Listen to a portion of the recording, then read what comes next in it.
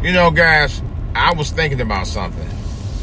I know I celebrated my 55th birthday in October, and now I'm getting ready to celebrate my 28th anniversary this week. And it tells me something. I'm getting old as hell, man. This is DJ Wolf Live.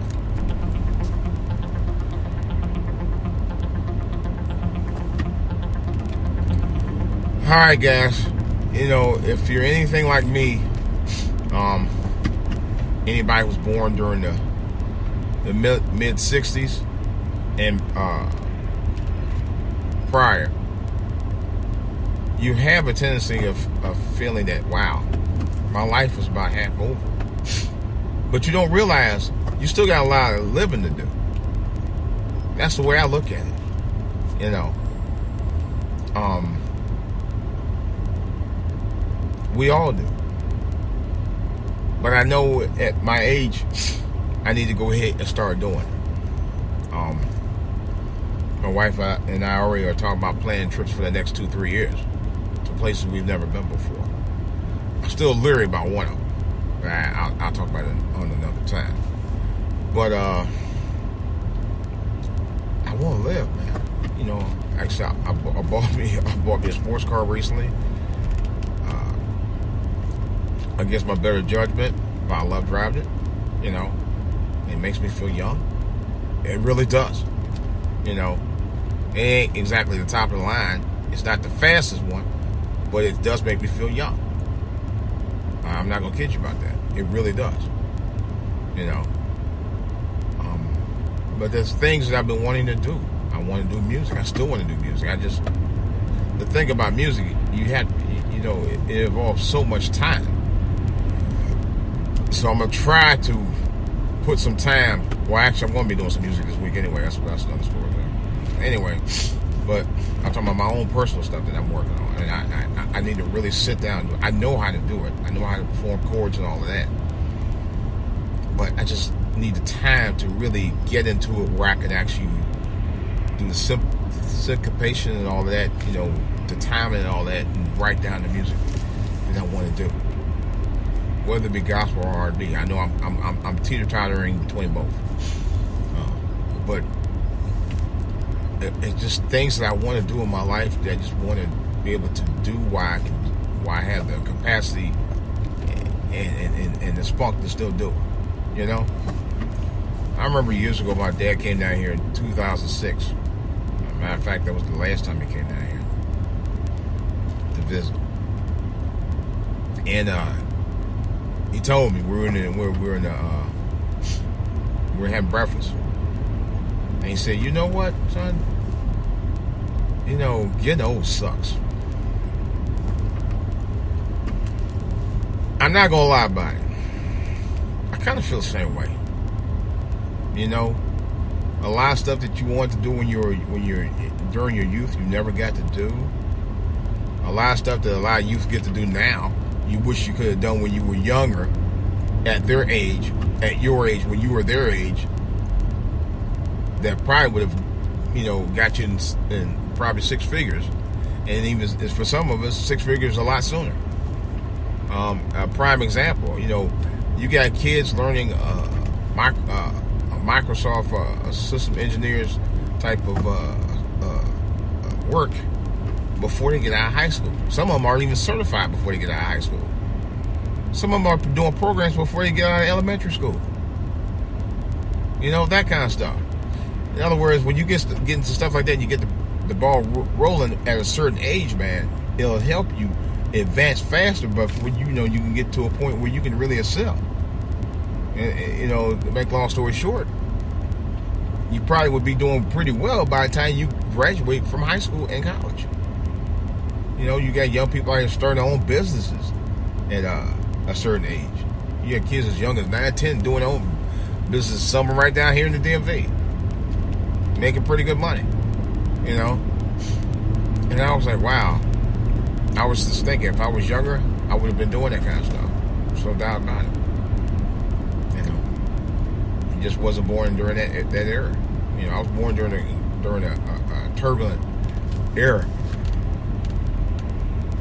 when technology was actually being developed, like the internet, computers, personal computers, phones, all that stuff. I remember I saw an ad many years ago when I was a little boy. I think something from the Bell system, what they used to call it, my Bell, and they had a picture. It was a printout ad of what future phones were going to be like, and they had predicted at the time that phones were going to have television screens on it, and you'd be able to, or with the camera, where you'd be able to talk to somebody on your phone with a camera attached to it. That was predicted in the 1960s from the Bell system. I never forgot that. And I was like, man, I would love to see that. I used to say all the time, I said, I would love to live the day to see that. And sure enough, that's the one thing I have seen. I remember when I was at the hospital, my sister and I decided to do something we never done before. We actually, because our whole family actually drank the Kool-Aid of the iPhone. Her kids and my kids. And so I got, my dad was in the hospital, on the hospital bed, and he got to see all the grandkids around the same time. It was amazing because her daughter was out. Well, I guess her daughter was down south along with her two sons. No, actually, I take that back. Her one son was on the West Coast, and her daughter and son was on the East Coast, and then my son was back down here in the DMV, and we all, they were different parts of the country. It was crazy, but he got to see all four of them online via the iPhone. It was amazing. It was amazing. And unfortunately, it was the last time my son and her kids actually got to talk to my father. But it was the fact that it was technology that brought it together. Brought the old school with the technology, with the new school and the youngins, to be able to have that kind of bond. It was amazing. It was a beautiful thing. But that's the thing of it is, technology did make it better to bridge the generation gap. That's basically what I'm trying to say. But otherwise, as you get older, you tend to want to do more. And there's so much I want to do, I said. But you shouldn't let your aging stop you from wanting to do more. Do you know this year I qualify for AARP? Well, actually, I've been an AARP member for several years, even before I turned 50. The benefits that I qualify for now at 55 that I would have never qualified for at 40. Let's put it like that. I can actually move into a citizen home right now at my age. Am I in that shape where I need to? No, I'm not.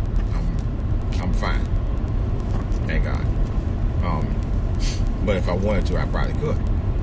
I'm not looking to do that. But then I thought about it. I actually like talking to older people. Considering I am older now. But I really do like talking to older people. There's not only a vast knowledge of things that I talk to older people about, but you just have so much in common. I don't have anything in common with young people anymore. I really don't, because I'm not a young person anymore. I'm an older person. Or what Michael Basin, the former radio personality, say, I'm a young old head.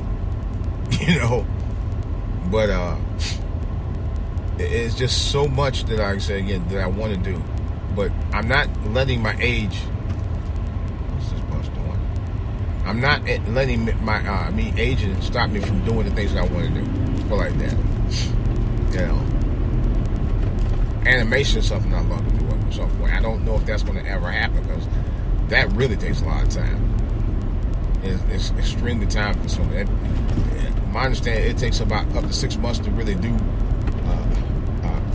a full animation segment.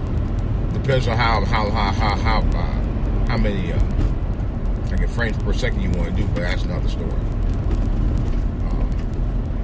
But I don't know if I'll get into that at this point. Art is, just naming off a couple of things I'm doing, but music is for me is number one. It still is. It's number one. You gotta have it. You gotta get into it. You know. But I can't let me getting older stop me from doing the things I want to do. That's the main thing. I mean, it's kind of somewhat tough that the aging process you can't stop. You can't, you could probably slow it down somewhat, but you can't stop it. Once you get to a certain, I notice for myself, once I get to a certain plateau, it's not going to stop. You know, it's going to keep processing. You know, but you got to keep on living, and you can still keep on dreaming. You know, that's the way I see it. Yeah, at times it's kind of like, wow, you know, it gets me a little bit depressed. I'm not gonna lie. For a number of reasons. You know, especially when you don't do a whole lot of socializing with too many people. You know, it does get depressing. I'm not gonna kid you about that. Especially for me, because you know, I don't do much other than the usual 9 to 5 and, you know, playing with my dog. That's pretty much it. You know, among some of my other hobbies. And that's what kind of depresses me sometimes. You know, I don't know how to describe it, but it does. It really does. So, but, like I said before, I still got a lot of living to do. That's the main thing. You have to think positive about it. You have to take it with a grain of salt. You have to think positive, like, hey, you know, this is what I'm going to do today. This is what I'm going to do next week. My wife is actually, she keeps it. Now, one thing I give her credit for, she keeps herself very active. She does a lot of different things. We still attend church. We do a lot of church functions. I got a couple of church functions I'm going to be doing for the next few weeks. I'm really supposed to go to church function rehearsal tonight. I don't know if we're going though. I may just sit in there with them though and do a couple of songs, but that's about it. I you know, because I know they sing Sunday, I might join them. I may talk to them about that, but that's another story. Because they actually want me to join, and I think at some point I'm going to do that, because that's one of the things I thought about. Because my church family is nothing but love, man, and I realized yesterday when I was in church how much I really love these people, man. These people are the family that I wish I had growing up. You know, I will say this: not everybody's your friend, your kind, but you can always be friendly. You know, and they said not everybody's your kind, your friend, but you can always keep it friendly. You can always keep it civil, and we learn to do that. You know, I ain't everybody's cup of tea. Not everybody I'm friends with. I mean, that's fine. You know, and I've learned that too. You know, they may be friends with my old lady, may not be friends with me. Some may be friends with me, may not be. You know, it kind of works out that way. Life has a tendency to work. It has a tendency to work in different ways for people. You know, and like I said, for the most part, I'm good with that. I've learned to accept that. You know, but it's about diversity and everything else in between that. You know, I don't. But like I said, my church family is a great family. I love them. You know. Now, speaking of that, I know some people say, "Well, church is this and that and the other," but some of the things that I love about the church, personally, I really do love about church. I wish you could know already, damn. One of the things that I personally do love about the church is that, at least my church, that they are about helping people. You know, they are about doing for others. You know, and giving a hand up. I myself,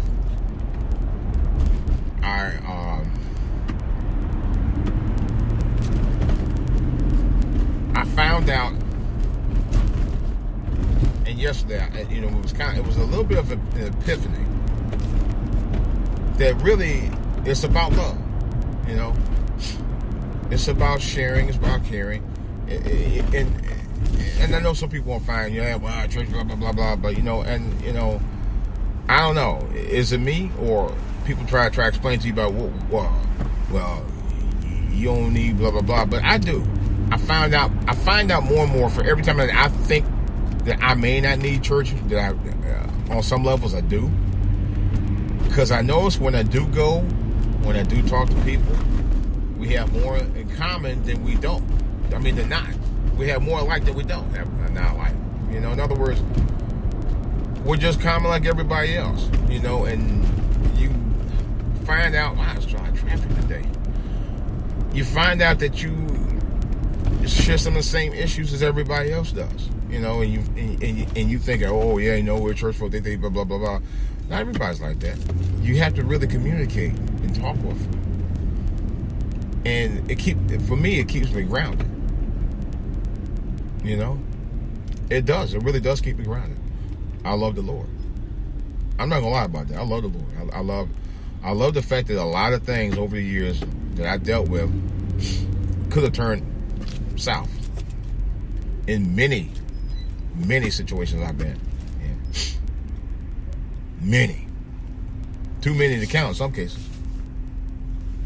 Seriously. Because I thought about that. We were just talking about, we did a Sunday school lesson about how music allows you to bless the Lord through your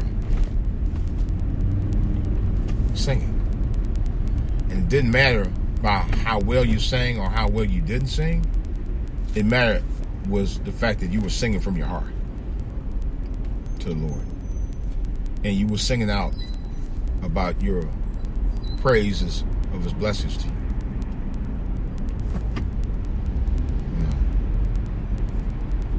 Because like I said, I've been in situations where I know the Lord was there for me, and it's too numerous to count. Too numerous. Really.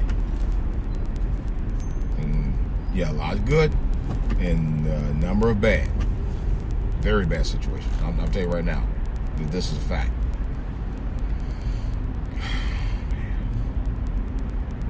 No one can tell me that the Lord don't exist. We didn't come to earth by a Big Bang Theory. I thought about that too. I said, no. Somebody tried to say that, and I'm like, I don't buy that. I mean, somewhere along the line, you had to have something that gave the wherewithal to create what we are doing now. Remember, 150 years ago, we weren't driving cars. 200 years ago, we weren't even riding trains. Okay? Thousands of years ago, we didn't even have electricity.